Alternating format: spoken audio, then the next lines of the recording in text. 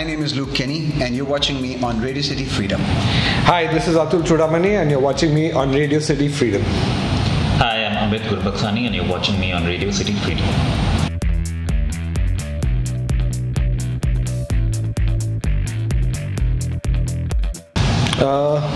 Look, things have to change because the only constant is change. If things hadn't changed, it would be extremely worrying. So things changed. Globally, things have changed. In India, we've kept pace with that change. So, there is technology that changes everything. So the industry has changed thanks to technology. The sound of music has changed from the 80s. We were just talking about it off camera. The sound of music has changed globally. Every country, has changed the way its music is produced. We've done the same. Our music has changed as well. So there has been significant change. And, for people like us, I was in the record label business, and we've seen stuff, we've seen LPs, we've seen cassettes, we've seen CDs, we've seen MP3s, then we saw digital downloads, and now digital streams. So, change is a constant, but the good thing is that the Indian industry has kept pace with the rest of the world as far as the changes go. I think of course, seconding exactly everything that Atul has said here, I think one of the good things that we have been a part of is that apart from us being orchestrators, we've also been consumers. So we've been consumers of all the formats that have come and gone through the technology that exists now, and also we've been the orchestrators of it, as in, from my perspective, me being a VJ on the channel, learning about the music as I'm listening to it, and as well as also presenting it to the viewers and the audiences alike. Yes, that was that time, because that was that time that technology existed. That was music television technology. The internet had not come in, and of course streaming, and now digital streaming had not come in yet. So we've been consumers and orchestrators of all of these formats, and we're still continuing to work with all the changing formats as well also. So lines, I don't know, if you want to call them blurry lines or not, it's there. It's just we're rolling with the punches that the technology is throwing at us, and that continues. Yeah, so I also from call it a recommendation perspective, guys like Luke used to be very influential in the days of television, because they were talking about the music, talking about the artists, and really promoting the music and championing it, which used to happen on radio, which used to happen on television. Now consumption has changed. The recommendation comes through algorithms. Now these algorithms are basically a collection of, it's a collection of data of what people are listening to, which gets then thrown up as recommendations. So it's quite interesting as far as that is concerned, because there is the human brain versus data which is just picked up automatically. So that is a change that I think is going to continue for a while, and it's going to be interesting to see who's going to create the bigger following, who's going to create the bigger hits, whether it's going to be a human brain that is going to take something completely off the ticket which has no data and create a hit out of it, or whether the data itself is going to influence artists to produce a kind of music that is almost there, just getting there, and then suddenly boom, that takes off. So when you're talking about blurry lines, I think this is the one line that I'm going to be watching very, very with great interest. But I don't know, do you think then that causes a disconnect in how the consumer listens to his or her music? Whereas during the music television era, we had like VJs who would tell us, like, this is the new song from this new artist, so give it a try, go and listen to it, versus the algorithms that are telling you to go and listen to it. Yeah, is there a disconnect there? It's interesting because just the other day somebody was telling me that they heard Nirvana for the first time on your show, and they were like, the concept of a gatekeeper, was basically the radio or the television channel and the VJ and the RJ, and sort of making you aware of certain kinds of music, access to certain kinds of music that you didn't have. But like you guys said, the internet has really been the biggest game changer. But and you do hear of artists today sort of studying these algorithms, sort of studying these sort of data points. But if you want anything to really break through and be super original, you're going to have to go back to the basics and just, so yeah, I think that's the danger in today's music industry. There's something called too much information. It's almost like a risk, right? You have just so much information at your disposal that how do you use that information? I think that's and we were also discussing this about how basically a lot of today's sounds are really influenced by the sounds of the past. Right, I mean, so you're having a lot of people sort of essentially coming up with the sounds that hark back to a different age. And like, so what is genuinely new? What is like genuinely like completely radical that you haven't heard before? And I think that's going to be the interesting thing. Absolutely. So, I mean, we've lived through that. So, I remember in 2009, we were working with the Birmingham Symphony Orchestra in the UK. And we did a series of concerts with Rahat Fateh Ali Khan, which were a tribute to Nusrat. And when we were writing or getting people to write the music, everyone said, "You're nuts. How can an orchestra play qawwalis? It's just not possible." I don't know, because we are stupid people, we tried it. So I guess that was the answer, but it worked. So I fully agree with you. It's I think the internet and algorithms are going to put you in a box. And that's what you call out-of-the-box thinking, when some nutcase comes along and says, hey, you know what, we need to try this and that, which has no precedent at all. That's when you create something new. You can't create something new of something that already exists. The algorithms are going to keep gathering information on what exists. So to me, that is important. You've got to have that creative brain that comes in and says, hey, let's break the mold. And then you've got to have guys like him who are listening to stuff which is perhaps not showing in the algorithm, but guys who are going to talk about it and champion it. And we were just talking about a CeeLo Green album, that we were listening to. And I think that's really important, because it's got to be someone who's pushing something that maybe hasn't got the numbers yet. And you have to remember that when Michael Jackson's Thriller was released in 1982, it peaked at 81 on the US charts and fell off. So...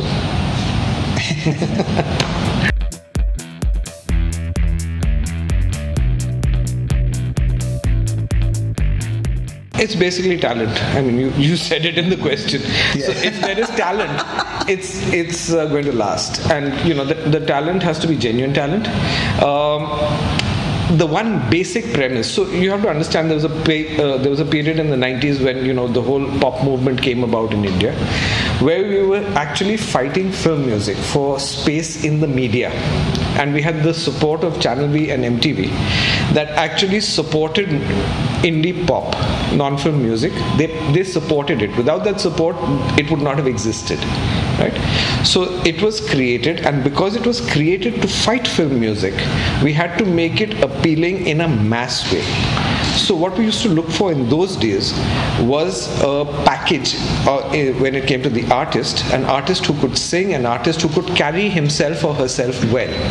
We spent a lot of time imaging the artists so that they carried their music. So if a Daler wore a certain kind of outfit, or if Lucky Ali wore a certain kind of clothes, or Baba Sehgal did his, whatever he was wearing, it was to carry their music. When you look at Daler, you'd never imagine him to be a ghazal singer, right? So, or Lucky Ali to be a rock star. So the fact was, we imaged and packaged well only because we were fighting film music for space.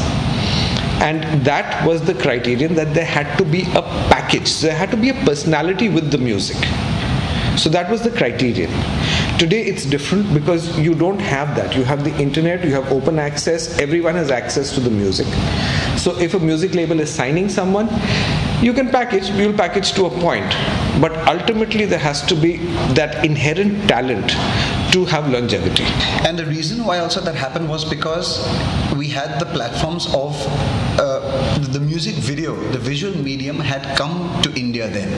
It's not that there were no non-indie pop albums or pop albums before the 90s. I mean, the 70s and 80s have enough examples of artists who released non-film albums, English, Hindi, both. But it wasn't until the 90s that music television came into the country that we realized, okay, these artists now can be given a face, can be given a styling, can be given a great looking music video as well also. So that added to the whole packaging as well. And because there was one, designated platform that all audiences could come to. Right now, everything is fragmented. There are various ways that we can, experience the visual quality of an artist and the music as well. So that gets, few and far between. Like I'll tell you, hey, check out this new artist on YouTube. You'll say, oh, okay, cool, I'll check it out. And then maybe he will, maybe he won't. So, but if I'm saying this is happening on when there is no other distraction. Yeah. That time music television had no other distraction. Right now the internet has millions of distractions to watch. Yeah. Because the minute you get onto any other streaming platform, you're first thrown an ad. Yeah. The first thing you see is an advertisement. You have to wait for that to finish, and if you don't have the time to wait for that, you might not end up discovering that artist. Yeah. So these kind of things are happening as well also. So that was one merit of the music television era of indie pop, where everything came together so beautifully.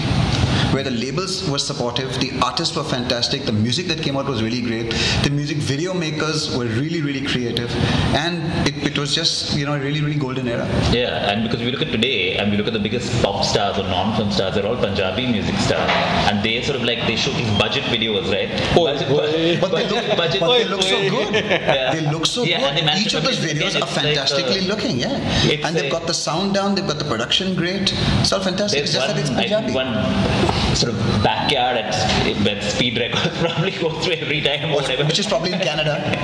No, I think it's Mohali.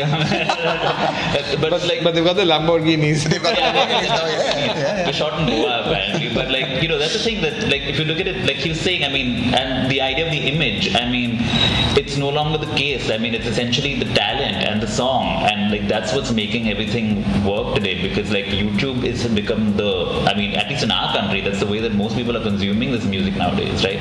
Because radio only plays Bollywood music, and most of the music television channels are only playing Bollywood music. If you want to listen to non-film music, your first port of call is YouTube. And I think that and technology helping the fact that you don't have to necessarily have that 50 lakh budget to shoot a video anymore. You can just do it smartly, and that's because music television channels that are not playing international music are basically promotional channels. Yeah, exactly. They're not there to serve the independent artist anyway. They're ads for Bollywood. So their policy is, YouTube पे देख लेंगे ना. Why should we waste time playing this when you can get paid for it? Yeah. So that's the general thought process that's happened with music television channels now, which is making them more and more redundant, because the audience that wants to watch that kind of music is not watching it on music television channels anyway, and they're coming to YouTube or to the digital platforms and watching it, consuming it there. That's where it's exploding. Yeah, that's why music television channels hardly play music anymore. They're all playing reality shows. No, but even if you have if you look at MTV, you've got MTV, and you've got MTV Beats. But Beats is just promotional. Bollywood. It's a T-Series promotional channel.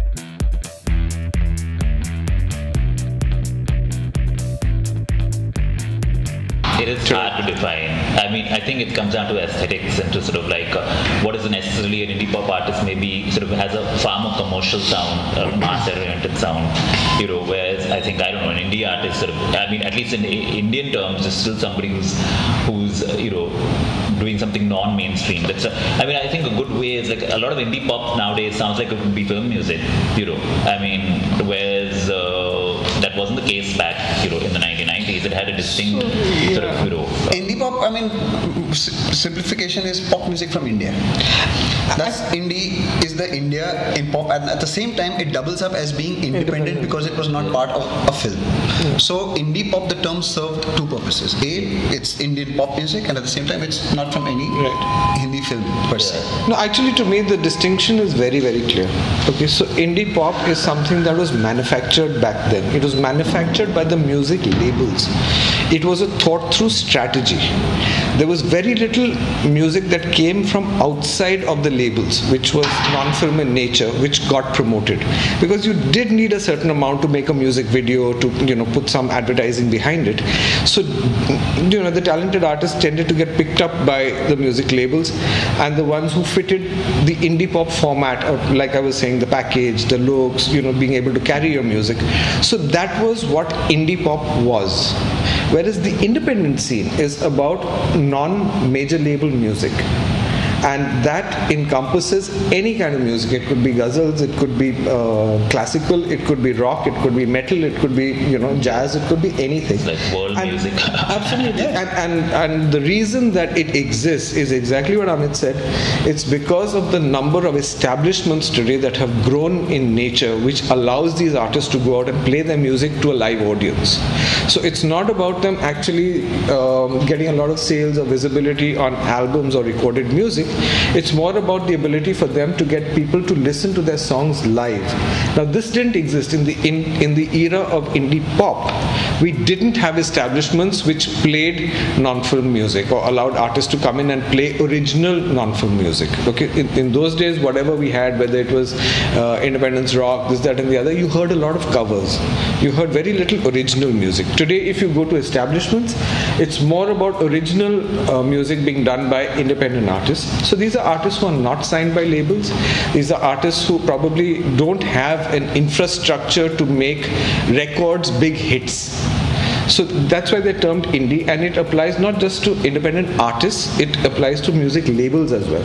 So there are a lot of small labels, especially in the upcountry markets, which sign artists. So there could be artists, or labels sitting in Rajasthan, in Gujarat, etc., who have a local presence, but they don't have the wherewithal to get into the national mainstream the way a T-Series or a Z Music or a Sony or a Universal could do. So to me, that is a clear distinction. So indie pop kind of gets pushed into the bracket now of the larger indie umbrella. Indie pop just gets pushed under there, like Luke was saying. It's popular music, it sounds commercial in nature. But to me, the term is kind of redundant now, because it's about an era that did it in a very manufactured way, labels that did it in a very manufactured way, to create a category of music which was standing up on its own against film music, devotional music, and classical music, which were the popular music genres at the time.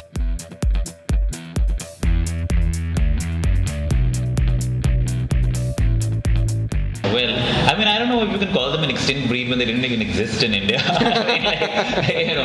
You can sort of count the number of people who are sort of, Narayan, who we mentioned. I think at one point he was the only music journalist that I knew of. Absolutely. In the early 90s. I would read Atul's columns in Sun magazine back in the day. So I remember that. But very few. But he's a journalist, right? He's doing other stuff. This is a guy whose main thing is sort of writing about music, and I think that in India, basically, what's happened over the years, like with anything, if you look at features writing, it's sort of almost non-existent. And writing about culture, which is a sort of subset of that, has just been decreasing over the years. And and music is a further subset of that. And I think you've just not had that tradition in our country. You've had a tradition of great criticism, and especially with classical music and stuff like that. You have some really great people who are very knowledgeable and stuff. But when it comes to writing about, say, pop culture itself, it's just there is no culture here. So the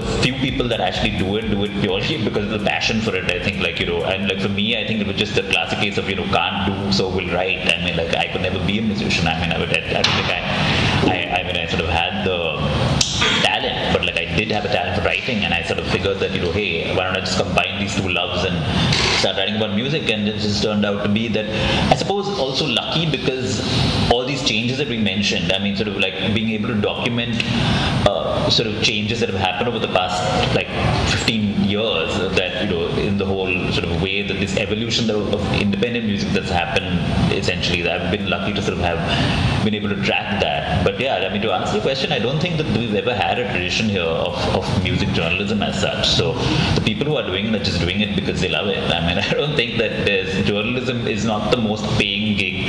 Being a music journalist, like being a musician, is not exactly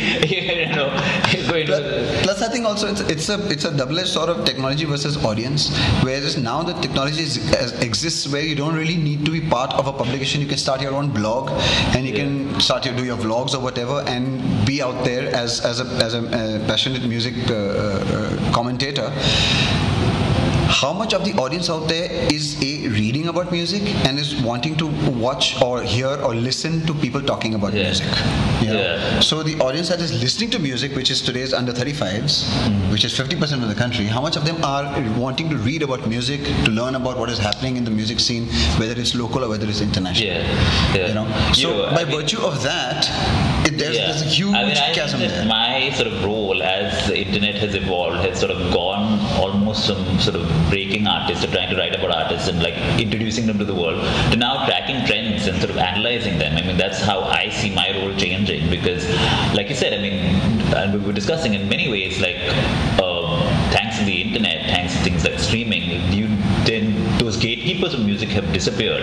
Everybody has access to everything on their own. They can sort of choose, discover things on their own. I think that even the idea of blogs, like there are lots of blogs, but like I distinguish blogs of like between journalism and music writing. I mean, just as journalism involves sort of meeting certain criteria, and which a lot of like so-called journalism in this country also doesn't meet. I mean, it's not just about music, and so I think that for me personally, I find my role changing because I think that I don't necessarily need to write about new artists anymore, but I do need to sort of have some kind of overall analysis of what's happening, because I don't think everybody's doing that. And when I look at how do I stay relevant, I mean, I think it's because what are people not doing? People are not actually taking a step back and saying, why is this popular? Or, why is this happening? I mean, the what is easily accessible, but the why is often missing. So, I still think there's a massive role that music critics have to play. It's unfortunate that we have publications, we have newspapers especially, and newspapers are still read, which will faithfully, week after week, review the latest Bollywood films.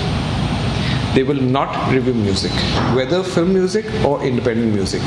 So I think it is, as Amit was saying, it's just something that, this has always happened. Yeah, so, Sati always happened, but we changed the damn thing, right? So I think there is a need for the media to step up here. So first let's talk about the media, right? You've got print media first that should carry music reviews along with film reviews. I think that is a must. To mention in one line in a film that Nadeem Shravan's music stood out or something like that, it really, it's not doing what it's supposed to do. So there is a reason and a need, I think, for film music, non-film music to be reviewed by print media. The second is, and we've always talked about this, is why radio or television, so-called music television today, why don't you do programs around reviews of new music? New artists, new music, you must do that, because remember that all stars are media made.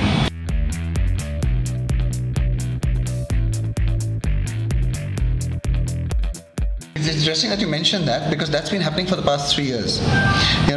They go out, they do a 5-city search for India's best college band, and tons of bands apply, and every city has its own finale. 3 bands, 4 bands play with a couple of headlining acts, but of the local area, whatever it may be. And then there is a band that wins, but the band that wins that night is given a cash prize, the sponsors pay them, and that's it. Nobody else knows that this happened. The audiences turn out in large numbers as well. It happens at all the hard rocks, and large audiences come. They listen to the bands, they love the bands, lovely. They all go take pictures, everything, all that stuff. And then after that, nothing happens, because there is no support by way of media. The brand will do its own little bit of social media, and they'll do their own marketing and things like that. But that's for while the event is on. After the event is over, they've got to move on to the next day's affairs and the next year's planning and so on and so forth. And then each city will have a local stalwart musician from that area and mentor the bands for their finale performance. Right, from Bangalore we had Bruce Lee Mani, from Delhi we had Subir Malik, and then so on and so forth. So this was one effort, one different aspect that they brought into the whole competition aspect. So that was an interesting thing to do. A lot of the bands appreciate that, because they want to come up to you after every gig. They come up to me, they come up to all these guys and say, what do you think? What did you think? What should we do? What do you think? What should... So they are looking for direction. They're not, being like we're the greatest band on the planet. They long for stuff like that. They long for stuff like that, and there is nobody to do that on a regular basis. So they all get into the studio, do what they think is right, and they put it out there, and then we hear all the entries that come into us when we do the RCFA awards, things like that, and then we're hearing it and we're like, this could have been so much better, and across all genres, because we listen to all the genres that come into us, all the albums and everything. And then we think there was if we were in a room with these guys, there's so many pointers that we could give. We should make the product even better, so that it shines out when it comes out on stage or when the audience listens to it. So yes, that's definitely a possibility.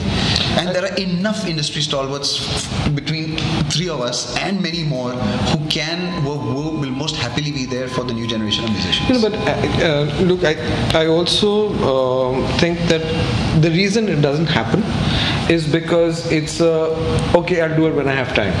I mean, it's a voluntary exercise. I mean, did Parks, who sponsored this, did they pay you for your time? I mean, like... so the thing is, up to a point, you're mentoring, like Luke said, till they win. And after they win, when it's time for a career, it doesn't happen because you don't have mentoring. So the point is that if you were to take somebody and mentor them, mentoring is not an exercise that happens in 1 hour. Okay? You've got to spend at least a year or 2 years with the band, shaping that band. In the West, they probably have a manager who does it, but it's difficult to do at the rate at which artists are coming out. And managers in India are a totally different thing. I mean, managers are confused with booking agents in India. So that's different. But I'm just saying, to mentor the artists, it's a full-time job. Absolutely. Mentoring an artist is a full-time job, from what he wears to what he plays, how his music is produced and promoted, how he comes across in public, what he says at press interviews. All that is mentoring. A good example of that is what Channel V did with pop stars. Correct. When we did Asma and Viva. That is the perfect example of how you mentor a pop act, a music act, and a brand. Now, and that's what's happened with international music from time immemorial, right since the Beatles. But what about Launchpad? I mean, was it different when it did Launchpad? That also, the process was, there was a mentoring process there as well. Was it an elongated process? Because, these guys... Because they turned it into a reality show. So you could see the evolution as well also. But I mean, the point you made about labels, I mean, I think artists, they appreciate the fact that, forget 1 year, you mentored me for 1 hour. I'm like so grateful for that. But it's brands that are doing that. The brands are increasingly playing the roles of labels in our country, especially when it comes to the independent scene. I mean, Divine doesn't care. Divine was on a major music label. He left that major music label. Now he's with a management company and he's working with more brands than ever before. Every song has got some brand tie-up, and I think that's what, basically... I mean, artists have figured out, hey, we don't need labels anymore because we're getting whatever the labels provided us with, mainly money, through brand associations. And, I mean, today brands are slightly evolved. They don't want their logo shoved in your face all the time. I mean, so they're doing it in a subtle way, and sort of, I think that's like a big change. I mean, I think that, this fact this initiative happens at all is something to be appreciated. I mean, they've been doing it for 3 years. They've committed to it, who knows what happens to these winners, whatever comes of it. But they've taken the effort to sort of say, hey, I'm going to take that money, I'm going to invest it in independent music, which is commendable. Because I think most artists these days, as we know, today's generation, they're pretty much evolved in the international space because they have all access. So for somebody to come in and tell them that this is how you should do it, but no, I saw, Justin Bieber do it this way, so that's what I'm going to follow. I'm going to do my hairstyle this way, and I'm going to work out, and I'm going to become this visually friendly package, and I'm going to wear things like that. So the artists of today are also very, very aware. So the mentoring knowledge that is coming in is from a particular, it has a certain history and a legacy to it. It might be rooted in the present as well also. But having said that, the artists themselves also are very, very rooted in the present. So, and they're constantly rooted. Whereas the mentors are doing 5 other things and 10 other things as well. So which is why I said, it's a full-time job. It's a full-time job. So the mentor needs to also be with it. Yes. So, it's a good point about brands, because if the brand has invested in doing a show till a certain point of time, or he's trying to get his product placed in a music video, you could even spend that money in paying a mentor. That's what I asked. To sit there and get it out there and make sure that you get a mention wherever that artist goes, on gigs, on whatever, for the kind of publicity that you want. So I think it's a great idea, Amit. And like I said, if it's a full-time job, the brands can play a role, but as Luke was pointing out, so those artists being rooted, they're rooted in the present. But see, the more the business changes, the less it changes, right? Yeah. So there is a basic ethic which you will learn through experience, and you shortening your learning curve by listening to a mentor. So if a mentor tells you do this, don't do that, he's telling you because he's been through it with the experience. So no matter what Justin Bieber does today, you are not Justin Bieber. You have to evolve into Justin Bieber, and the guy who's helping you evolve, if you're going to fight him and challenge him at every step of the way, it's not going to work. So the artists have to be ready to get a mentor. Absolutely. And the mentor, exactly as you said, you can't be operating on what happened with the Beatles way back then. You do have to have a currency in your mentoring.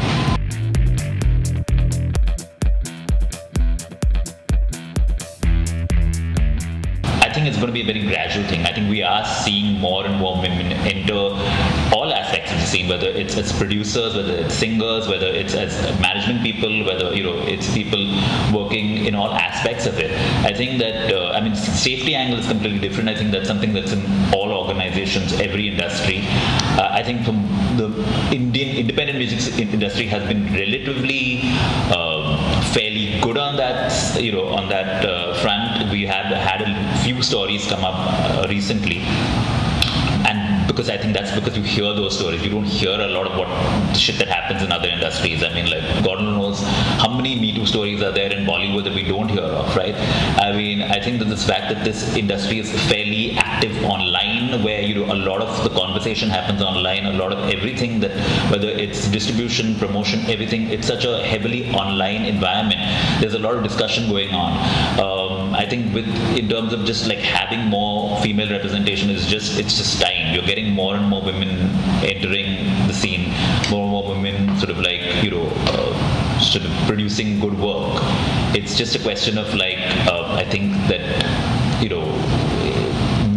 again, I think you don't look at gender when you think about what's good music, right? Good music just sort of stands over everything else, and just so happens in the Indian independent scene, we haven't really had like the breakout acts of the last few years. You take somebody like a Divine, you take somebody like the Local Train, just happen to be male acts. You can have women at the top who are actually guiding teams, who are going to do the physical labor, because I don't know whether you call it a stereotype or whether it is a natural gender thing where men are actually stronger than women. So who would you rather have picking up heavy equipment and moving around? You probably rather have a man. And like I said, would you rather have a 25-year-old do it or a 55-year-old do it? And we're worrying the poor 55-year-old will have a bloody heart attack and drop dead, right? So you'd rather have a 25-year-old doing it. So these are things that exist, and they exist because maybe it's a stereotype, maybe it is the way it is. But there is definitely scope on top at the management levels, at the organizational levels, where women can play a large role. And I think we are seeing a lot more women now because there is so much more work that's happening. I mean, we keep talking about events and festivals. Good Lord, I mean, when we were growing up, there was nothing. There was nothing at all. So today, the opportunities are huge. And I guess it's for the girls to decide whether they want to work in the field or not. There are opportunities. So it's up to them. During my time at Channel V, we were a 6 or 7 member team, because then we had music and artist relations. 6, 7, out of those 5 were women. Then for about 3 or 4 years, I launched 9XO. We had a 5-member team, 3 of them were women. And then I went back to Channel V for a year when they tried to revive the brand and so on and so forth. We were a 4-member team, 2 of them were women. So at any point in time, 50% or 60% of all the teams that I've worked with have all been women. Yeah. So there's been an equal balance at all times, and it's always been a safe environment. But I think also what happens is that the personalities got to be out there. So you take the Churamani today, who worked with Luke, right? Churamani is a personality. I mean, she's done a lot of great work, and she's a personality. So you'll see her in the media. Nirmika is a personality. You'll see her in the media. I feel a lot of the people who are in the business are a little reticent. So you don't see them as personalities. You don't see them as the people who are driving the business. The guys are always getting talked about. So I think if the women were to talk a little more and get out there, right, we wouldn't have this notion that there are not enough women. Because I think there genuinely are a lot of women in the business.